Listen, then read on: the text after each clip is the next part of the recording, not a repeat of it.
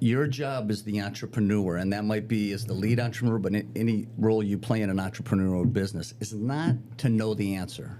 It's to find who knows. That's right. My old boss used to tell me, find who knows who knows. Right. So we're not going to learn how to build statistical models, but we have to find the person who can. Right.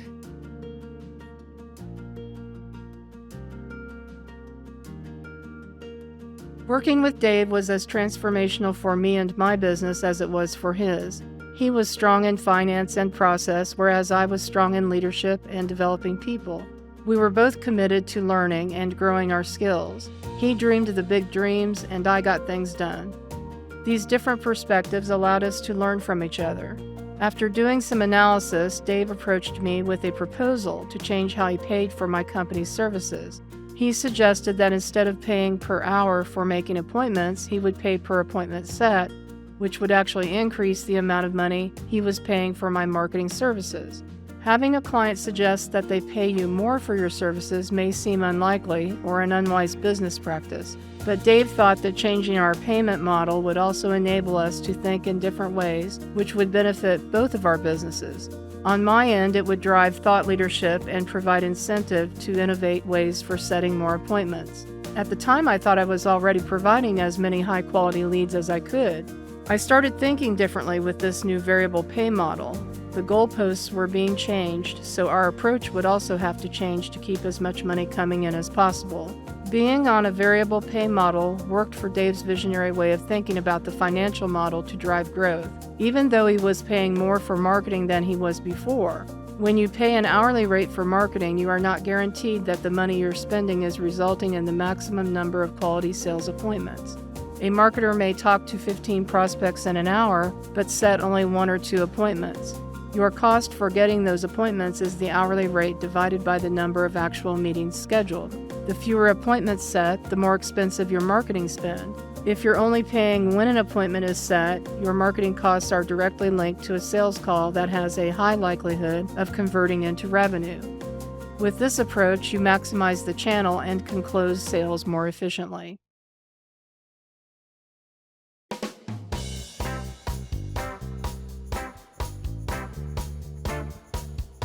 What does it take to achieve transformational growth?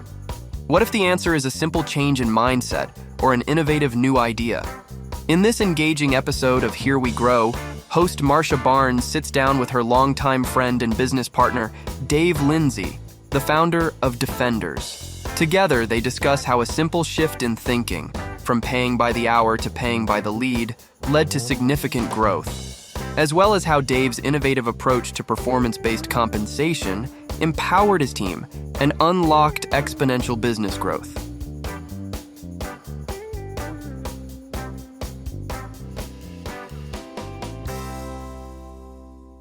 Well, hello everyone. Today we're visiting with my dear friend Dave Lindsey, the founder of Defenders, an iconic Indianapolis company. Welcome, Dave, to the Here We Grow podcast. Thank you so much for having me, Marcia. It's a joy to be with you. It is. I was thinking earlier, 25 years, is that right? That you started the business in? Yeah, it was 98, actually. So what's that, 26? 26, yeah. And the end of 99 is when I met you. Yes, 25 years. Yeah. What is that, the golden anniversary? That's right.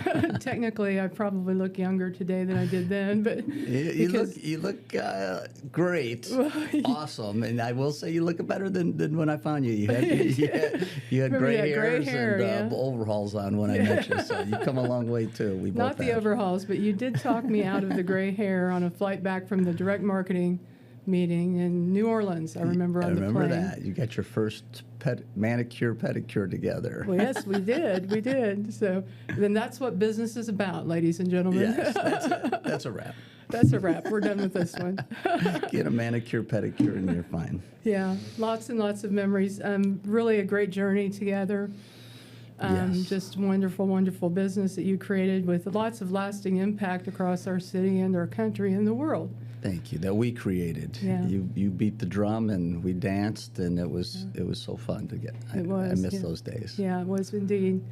And I was thinking through. There's probably 100 topics we could talk to our audience about today that would help them in growing and scaling their business and creating abundance. Mm-hmm. And the thing that I observe in the marketplace is it seems to always come back to Jim Collins' flywheel effect in the book Good to Great. Yeah. You know, Dave, you were such a model for lifelong learning, and one of the things that you put in place on the management team early on was before every annual strategic planning session, you would get a book that you felt like would be good for us to read, and we would discuss that through that session for a few days.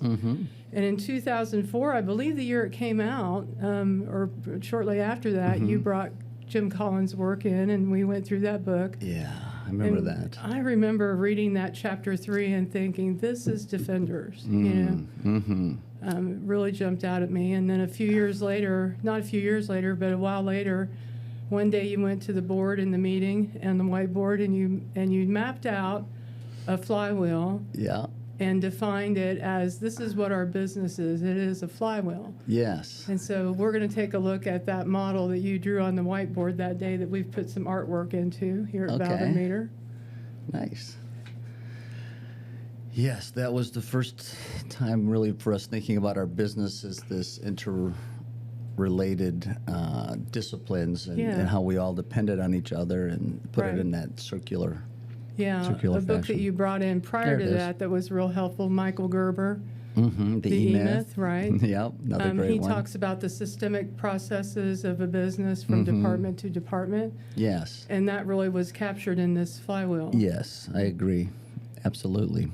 You know, and the goal is to get the momentum going around this wheel, right? And I remember we'll recite a lot of our leaders we've learned from, but John Maxwell used to always talk about managers work on problems, leaders work on momentum. Oh, good. And, you know, once you have momentum, a lot of things get easier. Indeed. Yeah. The big mo. The big mo, right? And you were our momentum setting the beat, as I said earlier. Yeah. And as you taught us in this flywheel effect, you said marketing creates the leads that go to the sales team. Yep. Sales then closes the deals. Yep.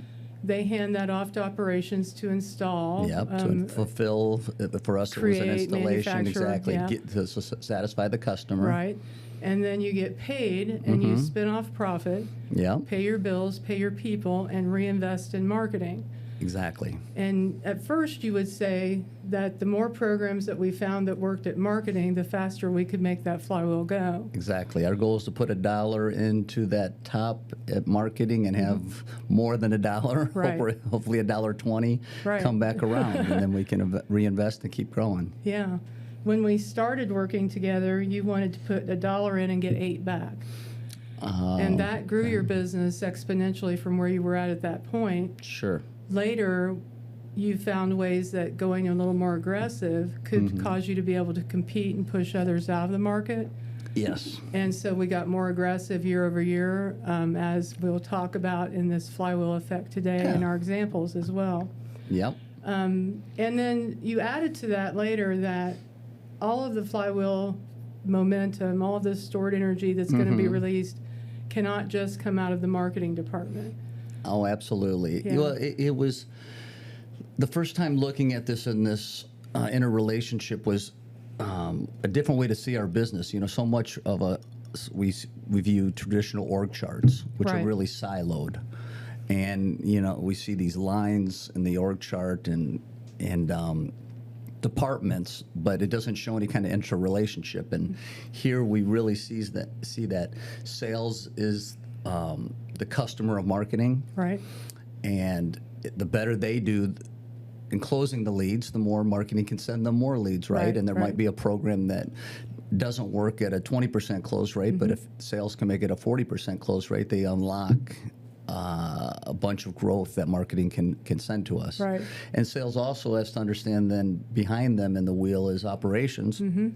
So it's no use in sending crappy sales that aren't credit approved, or the customer really doesn't know what they're getting, because then they're just clogging up the flywheel below them. Right. And that whole interrelationship, I think a lot of everybody to see, well, if I can do my piece, it's not just that my department's doing better, but wow, I'm unlocking growth and opportunity for the people around me on the wheel. Right. the first time I saw you, we weren't calling it a flywheel yet, but the first time I saw a big example of this type of thinking in you, because you were very natural in the way you thought about a business for this model to work well. But when we first met, you were my client. And I had an agency that, not unlike Valve+Meter, where we helped people get leads for sales teams to be able to grow. And you hired us to set appointments for your sales team. Yep. You paid me an hourly rate, which, if memory serves me right, was about $35 an hour. Yep, sounds right. Yeah, and after a few months, you observed that we could produce the right amount of leads for the 35, but maybe it stayed about the same. Maybe some weeks it was a little lower. Maybe you were growing faster, or you always had a big appetite for marketing. You always would say, Marcia, I have an unlimited appetite for marketing that works. Yes. If we can hit the right return, I'm going to buy all of that I can. Yes, and that's really important, because as we talked about, if you can put $1 into marketing and have more than $1 come back out around as you spin around the wheel, then why wouldn't you just keep spinning it? Right. Whereas a lot of companies, back to that siloed way we see our business, so many people, they have a marketing budget.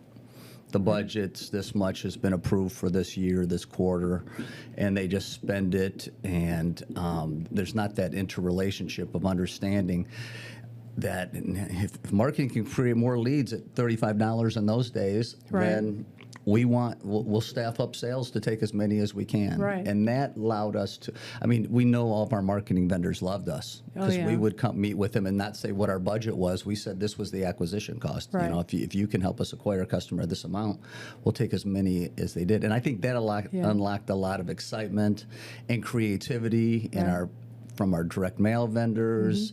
To you early on, way early, of saying, okay, how it put juice into you to say, okay, there's an unlimited budget there. We can grow with this company. Right. You came to me after 2 or 3 months of working together, and you said, because the $35, I know it doesn't sound like a lot, $35 per man hour that I was billing you, but at the time in 1999 for outsourced call center work, that was the rate. It was standard rate.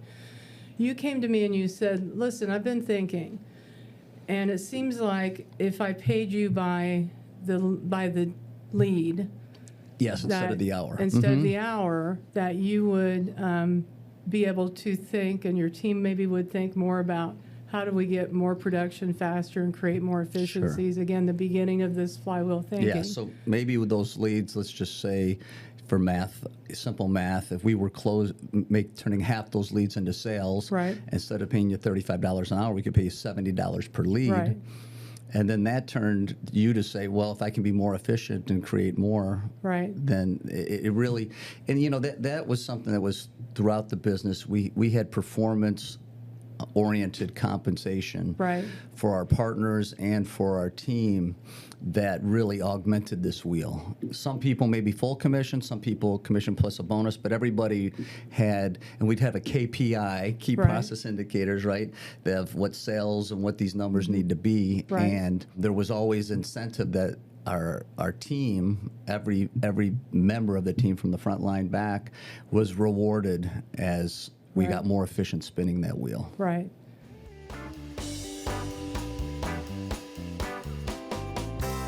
Now, one thing I didn't say in your intro, which I really need to emphasize, because I want our listeners to really pay attention to what you're saying. You grew a business from $2 million to over $400 million in the 14 years I was there. Yeah. But I believe you went up to $800 million at its peak. Yeah, that sounds right. This isn't, I had a $2 million business and got it to $5 million, right? This is really exponential growth. So this is magic that was created here, really. And in this call center example, with me as your vendor, you came with you had done some little spreadsheet work, and you said, I think you'd make about 10% more if we went down this path. Yeah. And I agreed, and we went from making $35 an hour to $85 an hour. Wow. And I thought I was running a good shop. I thought, I'm working hard, they're working hard. And that was true, but now we were working smart, because we were thinking about maybe that list could be refined a little bit. And maybe we do this in training, and maybe we do this to retrain. You were so good, Marcia, at meeting with the salespeople right away and understanding those were your customer, and versus just running a traditional agency that, okay, we get paid this many dollars an hour, and let's make sure we're staffed. No, it became very performance based, and that was always such a part of our culture. You can't grow that fast without everybody having a performance. Competitive winners, I think, were some of the terms we used to use, you know, of hitting the numbers. That was really in our culture. Yeah. And then a little while after that happened on that bottleneck, you came back and said, I could pay you more if I paid you by the install. Yeah. And so we changed that again.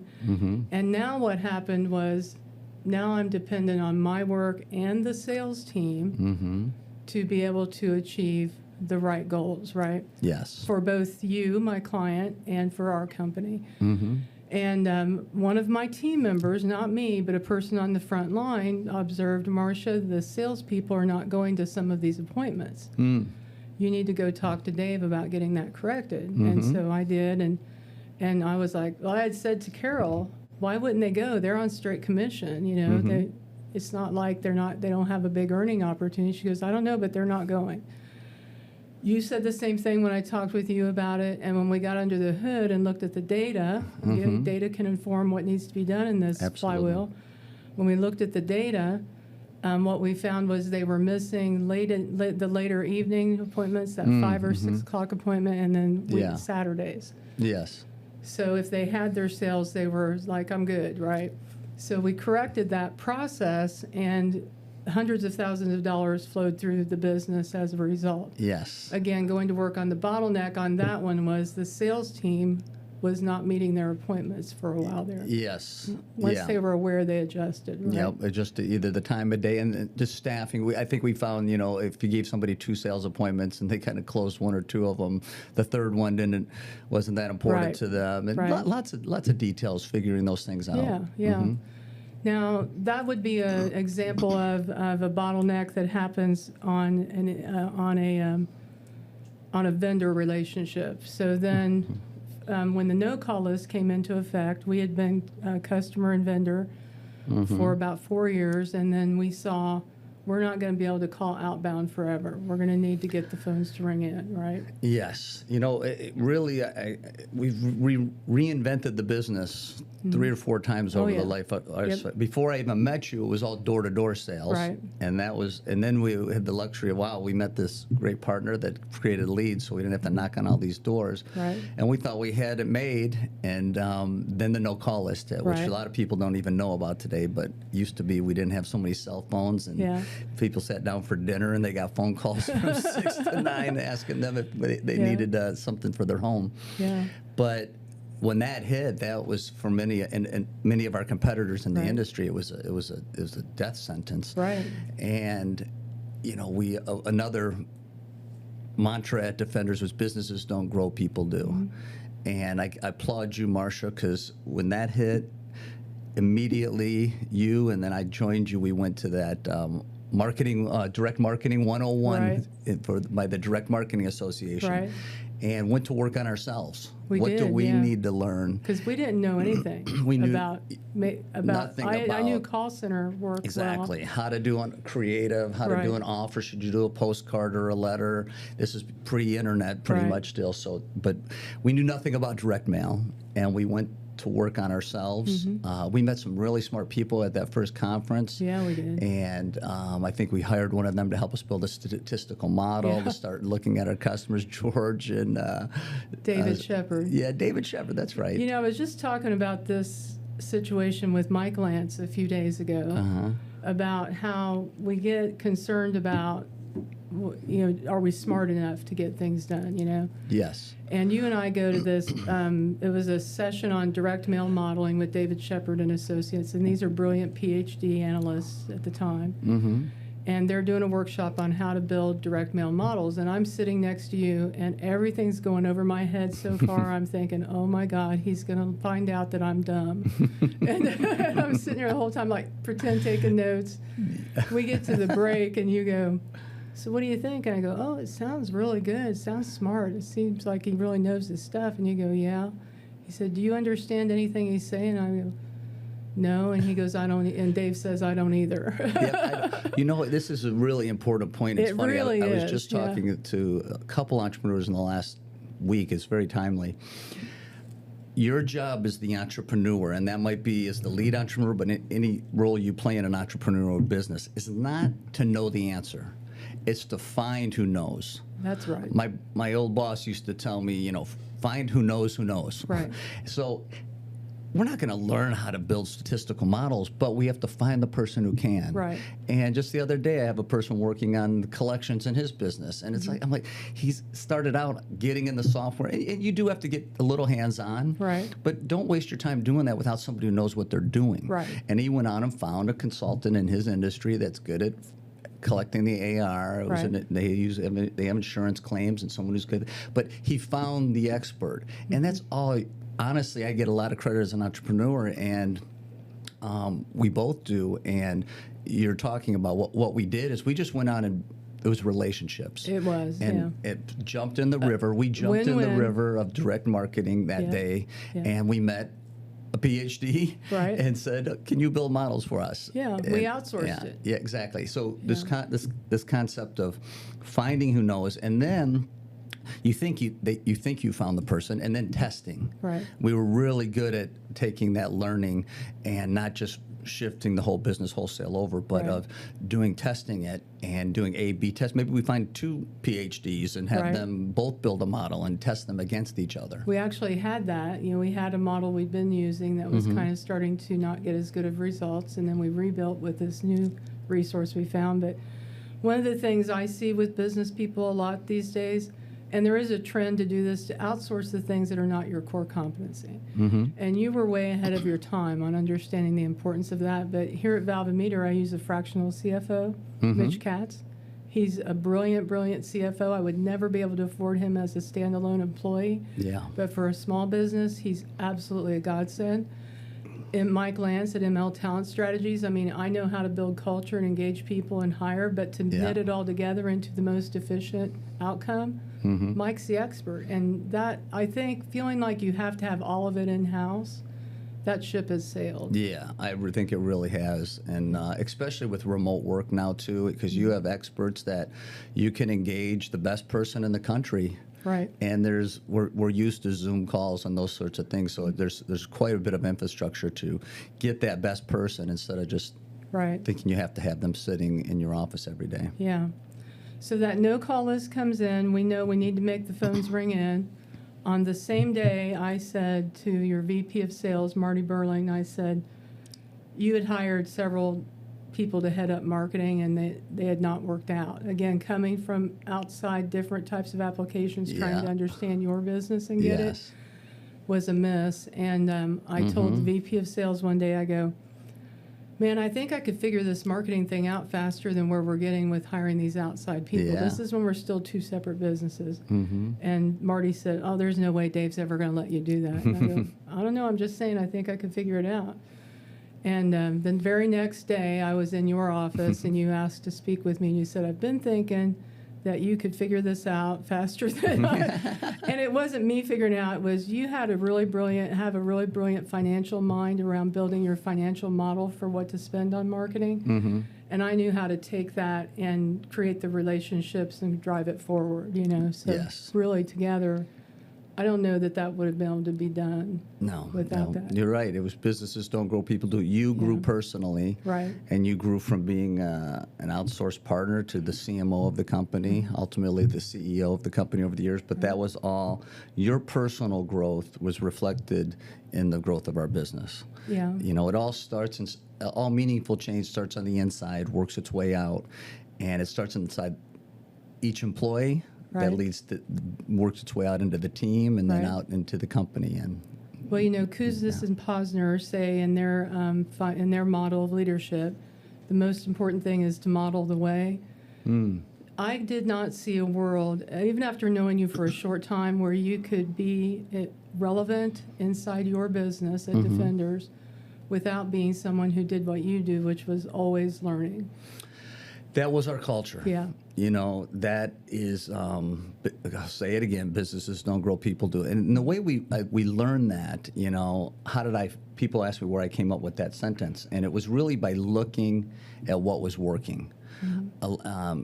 That's a strategic mindset of about investing in our employees. And I noticed, I always say all good strategy inside a business starts with, a lot of times we look out. Mm-hmm. What could we do? What could we be? Good strategy, I always like to say, is first know thyself. Right. And I looked around our business in those early days, and I said, what departments are growing? Well, this area is growing because she went to these classes. She's brought it back to the business. She's read good books. She's reading books, as we just talked about, Good to Great, what we used to read as our management team. But I identified and saw that the more people grew personally, mm-hmm. the more our business was growing. Right. And we just kept stepping on that gas over and over for 20 years. Oh, yeah. It was a winner every time. Mm-hmm. So we put these two businesses together. I start doing the inbound marketing, and, you know, back then you had never really done an acquisition, and I had never sold a business. So it was kind of like, okay, on Monday, show up here and start working, right? I mean, we just didn't know what we didn't know, right? And all we knew is you always were so good at, again, seeing sales operations right. as your customers, as this partner of ours, that it was very natural right. for you to come inside, and a lot of that was your doing. Yeah, the only thing I was concerned about when we did that was I have believed that I'm not a good employee for a long time.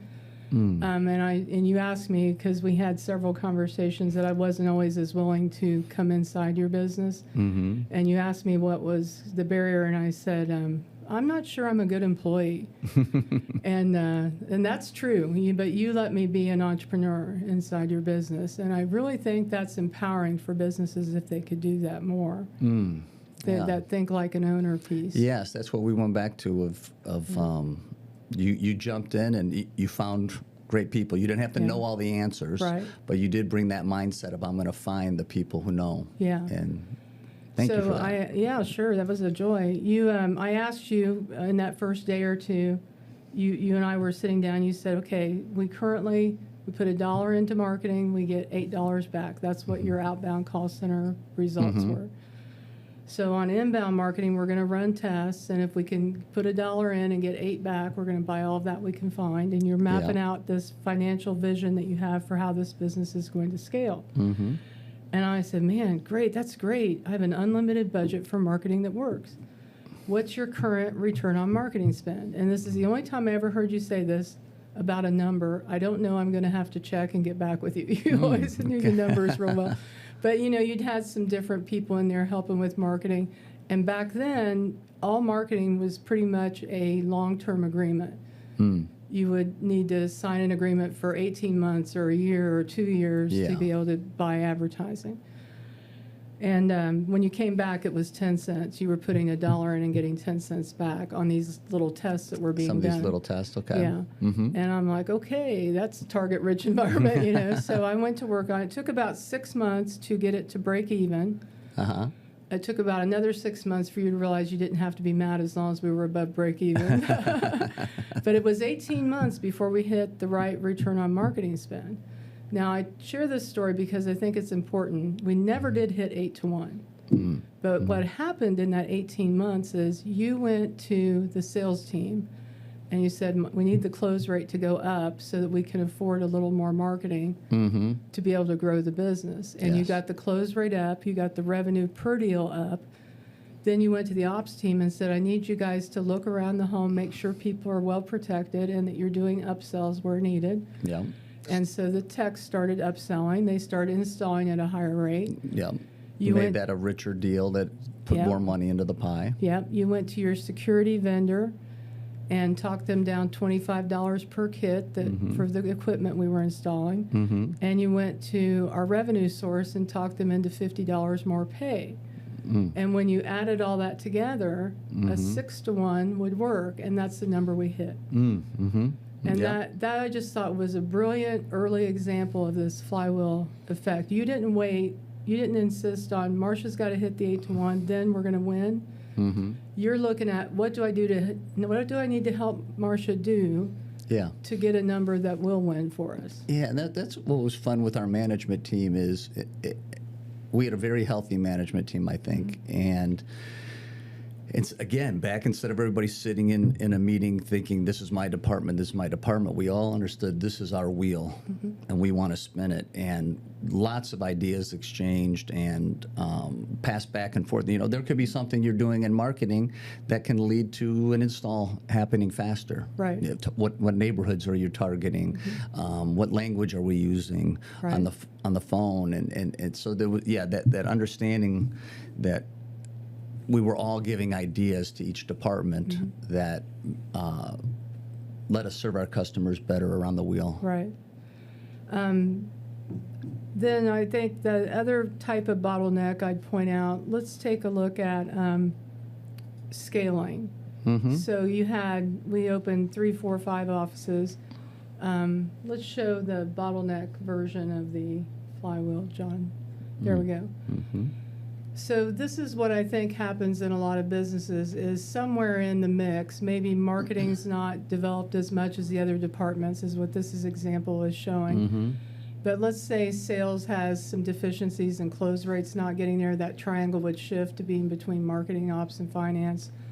I've had some businesses tell me we don't even have a triangle, we have a straight line. But something's in the middle of that flywheel that's slowing it down. The triangle actually takes the same amount of energy each time you try to rotate that. If you're trying to move a triangle thing across the room. Yeah, that's a lot of work to roll a triangle. But in a flywheel, every time you circle the wheel, it releases a little bit of energy and it takes less. Momentum. Yeah, that momentum again. So, so here we start to see the marketing working. It's hitting the right return on marketing spend, and we've got 8 locations, I think, around the Midwest. Okay. And we've got a return on marketing spend that's working, and we can buy that marketing in across the country. So now the bottleneck is locations that we can be in, right? Sure. And the other thing that was in that is because our marketing was working, we could also make it work even better if we could buy a national footprint. Yeah, so that gave us buying power to really reduce our marketing costs. And so while you knew you wanted to have, you called it the manifest destiny, being coast to coast, right? There was a time when we didn't have that. And so what you did, Dave, which was brilliant, you had an idea that you could build an install network through your relationships around the country so that we could buy nationally and get the favorable and then rate. sell the leads. So sell the leads to other partners until we got to that geography. Right. So it allowed us to unlock the marketing and then backfill it with infrastructure. Right. Yeah. And then as you grew out around the country, then that partnership program morphed into partners who would send us leads and have us install them, right? Yeah. Which was big revenue driver for the company as well. So I think this bottleneck thinking is very unique to the flywheel. So Collins says you get to great by consistent results and continuous improvement. But you added this, remove the bottleneck, keep removing the bottleneck that forms in the flywheel. How did you get there to understanding that there's bottleneck? Another great book, The Goal by Goldratt. It came out right around the time we started Defenders. And it talked about, in factories, and every person is a little factory. Every business is a fact. This wheel is a factory in itself. And what you want to do is not have too much whip in a factory, work in process, but you want to have a lean factory that that's flowing smoothly around this wheel. And one thing I always tell CEOs, the thought that comes to mind from that book is, spend the time in your business where the bottleneck is. A lot of times we feel as CEOs or senior leaders that we have to meet equally with every department. But I used to tell our management team, if the bottleneck's in marketing, I'm going to be at your marketing meetings, and I'm going to be maybe having daily huddles with you about that until that bottleneck's relieved, and then you might not see me for a while, because maybe the bottleneck's moved on to sales. Yeah, I would have to tell my peers, it is not a compliment to say Dave spends a lot of time with you because he likes you. No. He spends time with me when I'm the bottleneck, right? Yeah. So, And it can be authoritarian. I'm spending time with you, but also in a support mode. Yeah, I mean, who needs your help? Right. If everything's great in marketing and sales, but the installations aren't getting in, that installation manager needs the CEO and the resources. In the center of this wheel, we sometimes talk about there's legal, IT, that's a big one, all the support functions. Right, HR. And sometimes those support functions, HR, they go to where the squeaky wheel is, whoever's the last person to walk into their office and ask for something, instead of consciously having the management team identify, no, the bottleneck right now is, I'll make this up, but in operations, then the operations team's request in IT need to be rising to the top. HR staffing needs to be where the whole company needs to realize we're attacking that spot. Right. There's a very, you started in your early career in manufacturing, right? Mm-hmm. There's a very tender story about your first management position. Yes. And this topic of time management, priority management, bottlenecks, and your dad. So, I had, like all of us, as a bag boy, I worked at McDonald's as a cook, and we start out in frontline positions when we're young in the work world. And if you're work at McDonald's, you have to make 16 hamburgers. When you make your 16 hamburgers, you're done. But when you become a manager, which was my first job out of college, and first time I was a manager at Ingersoll Rand here in town, you start to be responsible for multiple people, maybe multiple processes, products, and you get this exponential list of things to do. And as I started out as a manager, I'm going to every meeting, writing down all the things I need to get done, and I'm working 14-hour days, but this page is just getting longer and longer. And I remember calling my dad, saying, Dad, I don't know if I'm cut out to be a manager. I got this list of things, I just can't get it all done. And he said these special words to me. He said, David, they don't pay you to get it all done. They pay you to get the most important thing done. And that really relieved, instead of seeing that I have this, we all have lists to do. If you're a manager with any type of responsibilities, you have a list of stuff. It will never, guess what? It will never all get done. Know that. And that actually is freeing. But your job is to now take that list and prioritize it. And it's simple.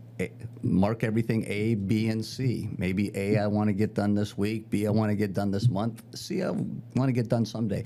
But if you keep making your list A, B's, and C's, and then what happens is your list ends up becoming all A's. And then you got to go, okay, what are my A1s, A2s? But forcing this prioritization, and what are we prioritizing by? The bottleneck thinking that we just talked about. And what's really funny then is you start to get some of those A's done, magically some of the B's and C's on your list become almost irrelevant.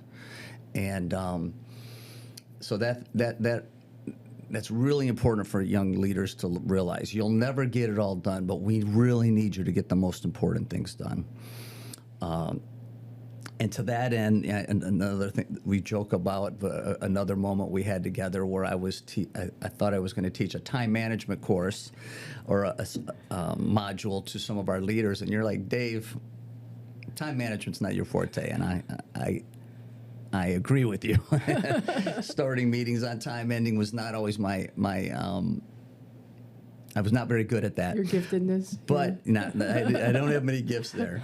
But what I was good about was this priority. Yes, so priority management's very different than time management. Time management's your calendar. Okay, I have to be somewhere at 2, and I have to leave at 3, and it's calendaring. But priority management is separate from my calendar. What really needs to get done today in my job? What really needs to get done this week in my job? And I think I'm good at that. and that was one of my gifts. But when you start to get into priority management, sometimes then maybe a meeting that's only, I'm thinking going, the bottleneck, let's say, is in marketing. I'm going to a marketing meeting. It's only on the calendar for an hour. It might turn into a 2-hour meeting. It might turn into me spending half the day there and canceling some other meetings because I've got to. That's the most important thing to do. Right. So it's not spreading myself equally. It's attacking and giving my full priority of my time, talents to where it needs it. Right. And we were really good at that, Defenders. Yeah. Yeah. Yeah, you multiplied that throughout the business very effectively.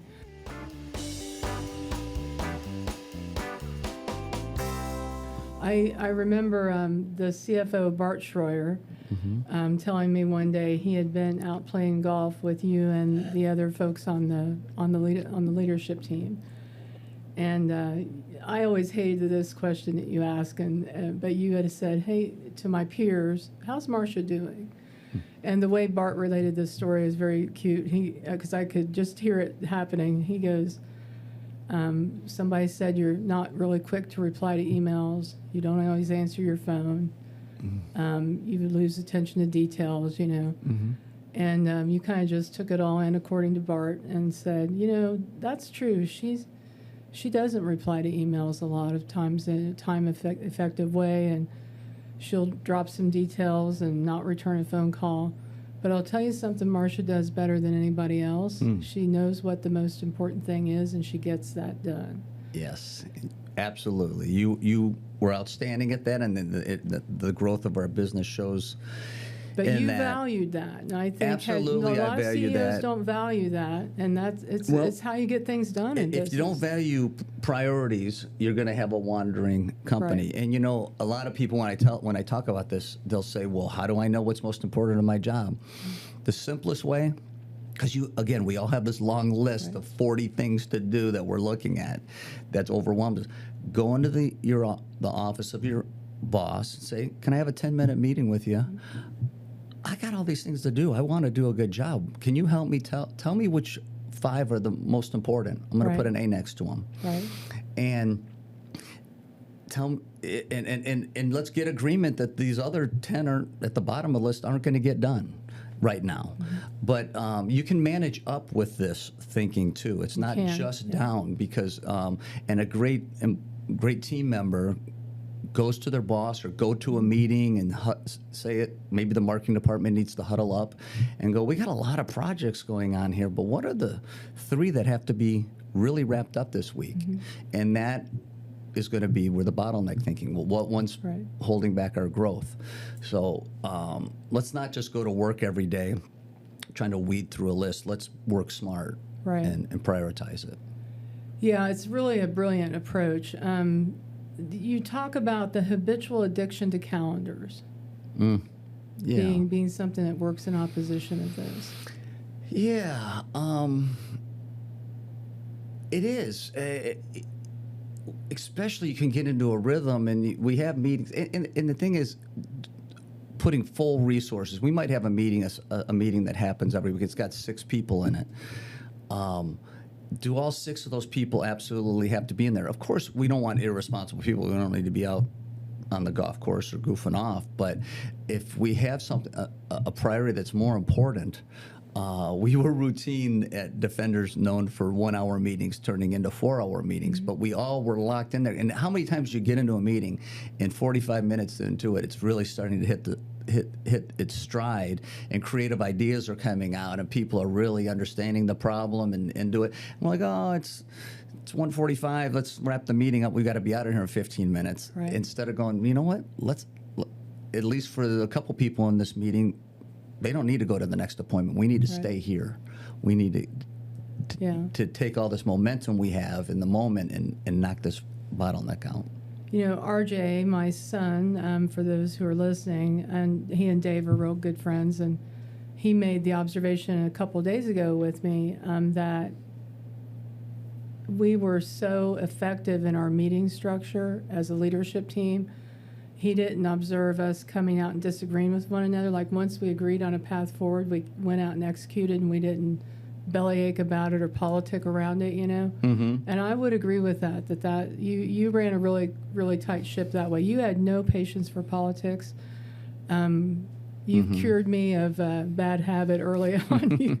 I would have a habit of coming to you and saying something negative about a team member, not having had that conversation with them yet and doing it behind their back. And about the third time you heard me do that, you said, "Hold on a minute," and you brought the other person in there, and you said, "Marcia says that you blah blah blah blah." Yeah, and just did it right there, and man, you didn't get that from me anymore. Good. Yeah. That's biblical, right? Right. If we have a problem with our brother or sister, the process begins by going to that person. Right.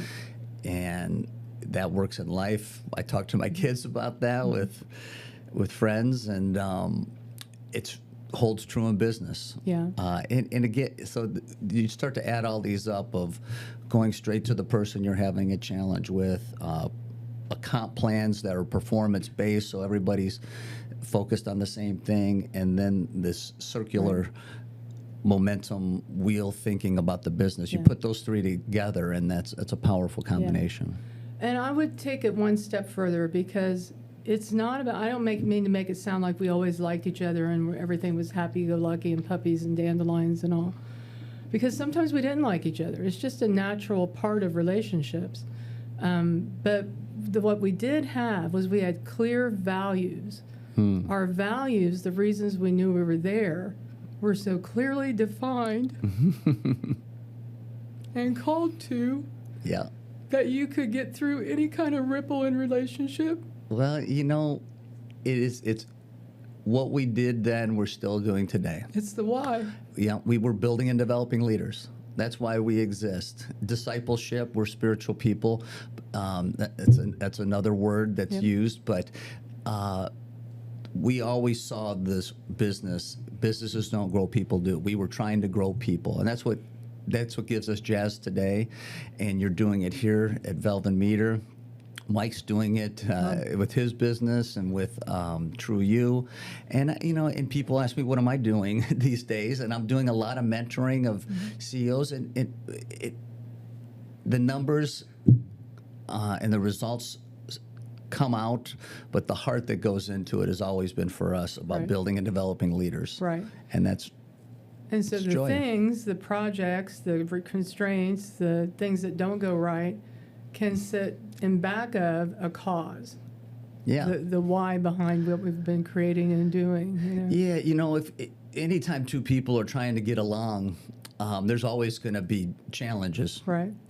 Because there's two broken people or two human beings on each end. But if we have a higher cause, sometimes we'll draw it as a triangle instead of just a straight line of two people trying to get along. If there's something above it, and I always like Gronkowski and Brady back in the Super Bowl days. They may have had issue with things in the locker room, this or that, but instead of just trying to work it out pillar by themselves, they reminded themselves of the Super Bowl. Right. That was the goal. When we have this higher goal, and our higher goal was always about building and developing leaders, and we had a lot of other things we wanted to do as a business, but having those higher purposes, that's become more popular as we get. But we were really cutting edge in that 20-some years ago. We used to talk about more than just profit and paychecks, but really the purpose of our business. And and then a lot of times there were tough decisions that had to be made, and I never heard you leave the meeting after a discussion about maybe we need to let somebody go, or cut a line of business, or stop working with a vendor, or switch vendors, those types of things, that you didn't ask the question, what does this do for our people?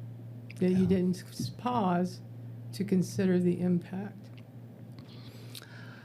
Yeah, thank you for that.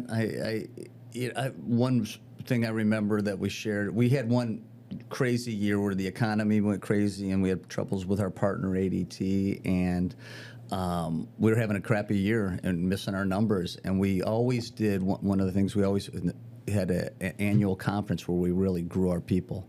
And it wasn't just technical skills, but it was about being better parents, better friends, better financial stewards.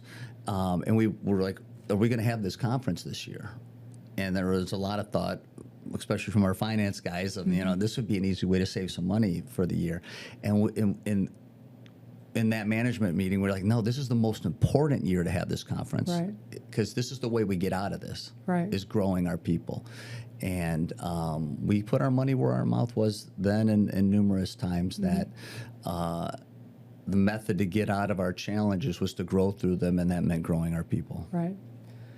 The priority. So often, I'm sorry to cut you, No, but so please, often that's the first thing cut. Oh, yeah. And you think, Yeah. oh, you know, these training programs, we can have them when we're hitting budget, but we Right. can't. But that, when you're not hitting budget, that's the most important time. Right. Exactly. Same thing with marketing. Things are bad. Let's cut back on marketing. Cut back on people. Those are the last two things you want to do. Yeah. You know? Yeah.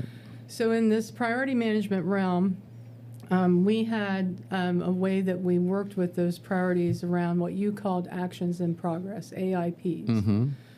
And if you're an EOS company running today, there's several thousand of those around the country. They call it ROCs, but it's the plan that you have to accomplish an objective, to make a change, to get an outcome that's different from where you're at. Yeah, and AIP came from the term WIP in manufacturing. I was alluding to this earlier, but a factory is inefficient if they have lots of work in process, so like half done. If you're trying to make a car and you got a lot of bumpers, a lot of tires, a lot of windshields, but you don't have a finished car, you can't sell it yet. Right.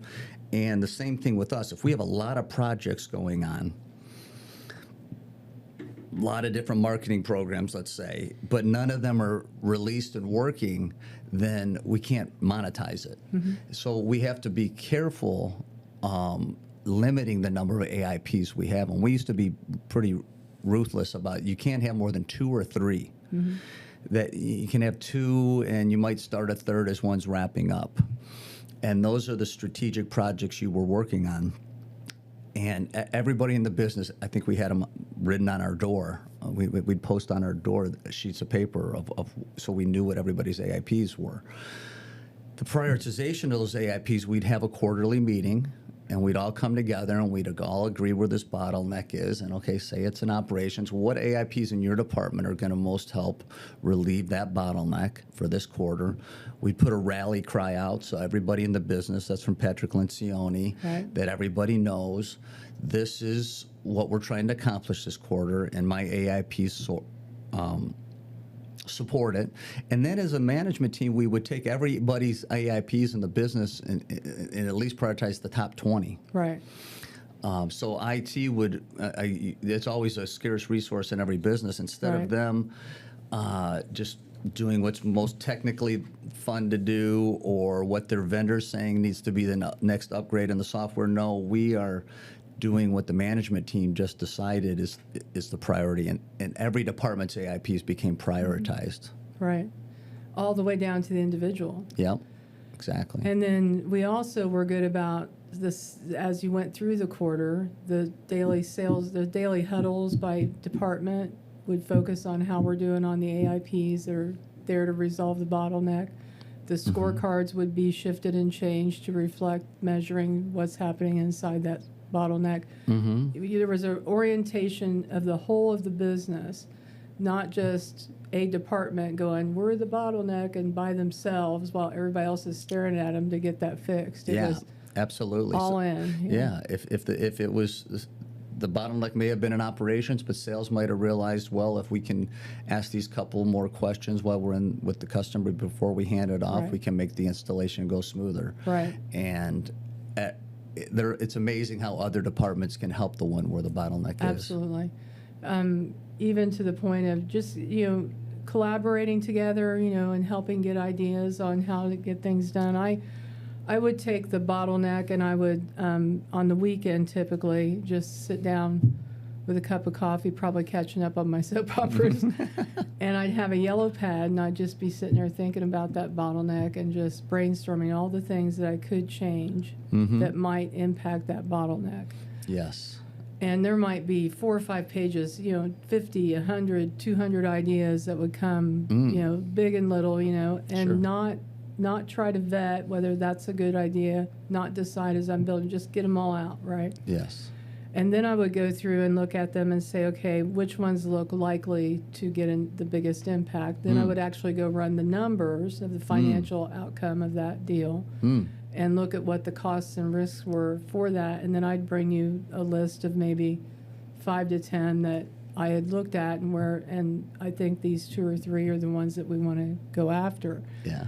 But then later I added to that, taking that brainstorming activity. I would do mine, but I'd have the other team members do theirs too. And we'd come all together and capture all these on a list to have that same exercise. So, it's pretty profound when you think that you have this whole management team really focused on this one part of the business, and it might not even be in your department, but of what can I do to help this, and then changing that each quarter. Some quarters the bottleneck didn't move, and we would agree it's still the same bottleneck, and we're going to keep attacking it. A lot of times by the next quarter, it had been released, and then we would identify where the next one was. Right. Yeah, it really was very, very effective.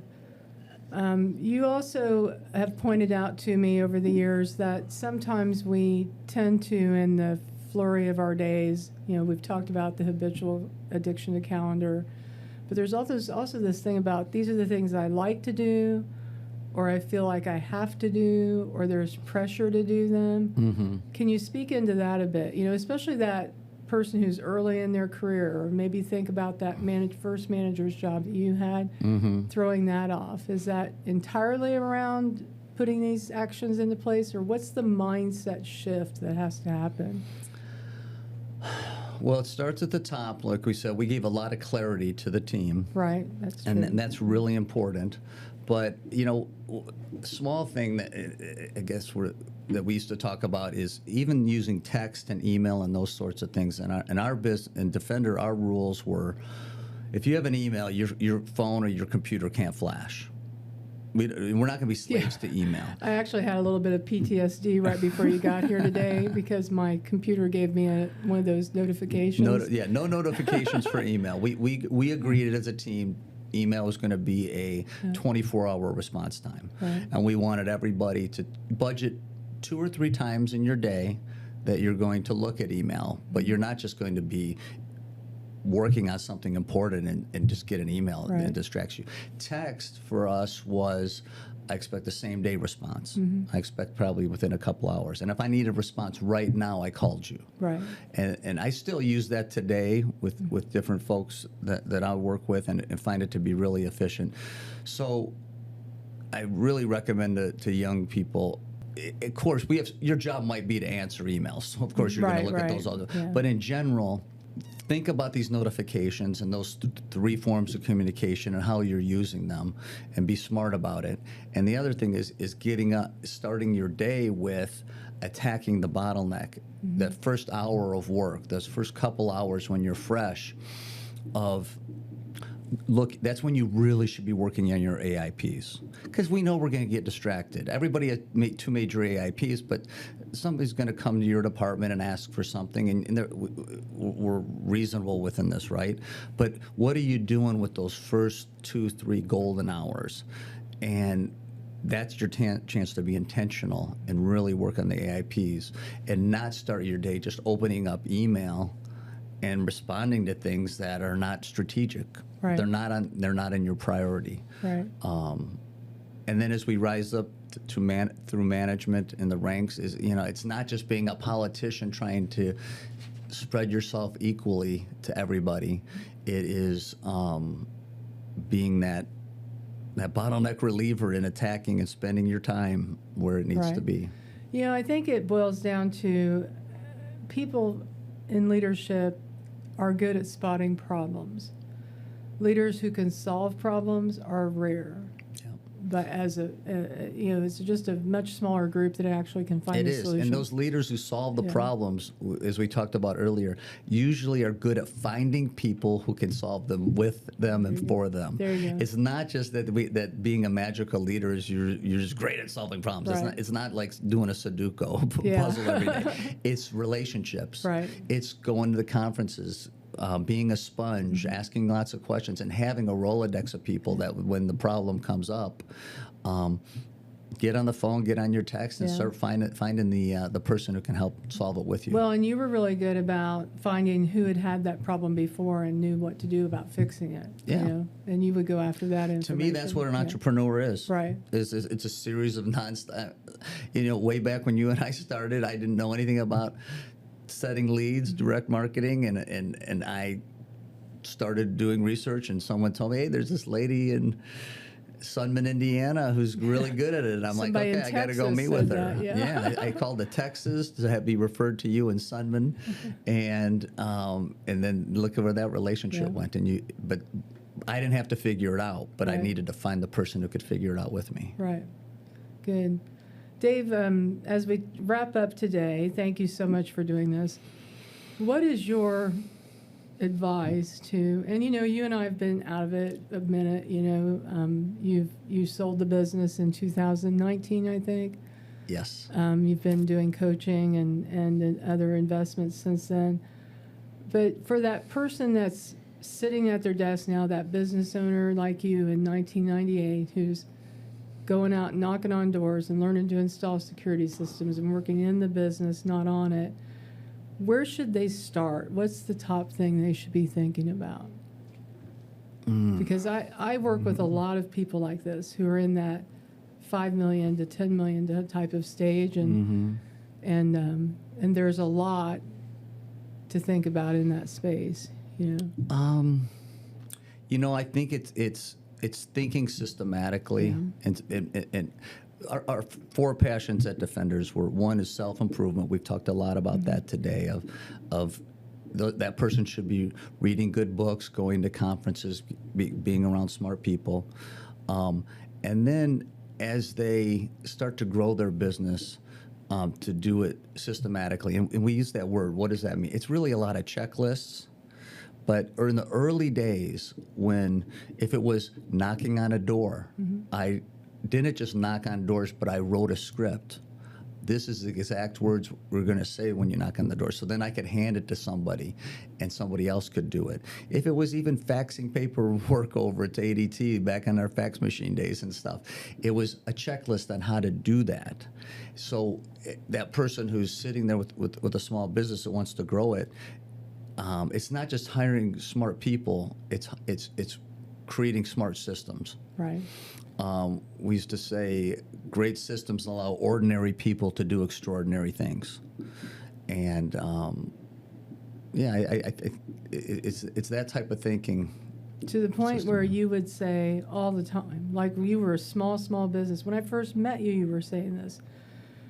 Build the process like we have 100 locations. Yes. Michael Gerber, our friend, used to say a big business is just a small business that thought big. Right. And we can't start thinking like a big business when we're a big business. We'll never become one. We can't allow a small business that allows themselves to think mom and pop ways will stay mom and pop ways. Right. And some people want to do that. That's fine. But if your goal is to be a big business, you want to think big. And big for me was, I did every job at Defender at one time or another, from, as I said, faxing paperwork to knocking on doors, even installations. I never installed a security system out of the millions we put in ever by myself, but on our very first 3 or 4 installations, I went with the best technician, and I created a 15-point checklist. I kept asking them, okay, what? And then I created a 15-point checklist that we gave to every installer that we hired for the next 2 years after that, and said, do it this way. Right. So I went to work on the system instead of just how do we get more installs done? How do we get more of these? I sat down and went through the guy who did them the fastest, the guy who had the best quality score, and I watched what he did and created a checklist. And you can do that with your salespeople, and then it became managing these systems instead of managing people. We really need, the system is the solution. Right. That was one of our other passions, right? So you're never going to be able to grow just by hiring these great people. Right. We give ordinary people great systems, and then they do great things. That's fantastic. It's just great, Dave. Dave, I've learned a lot today, even after working with you all those years, and it's always good to sit and hear the knowledge drop off of you. I'm sure this is going to make a big impact for a lot of leaders.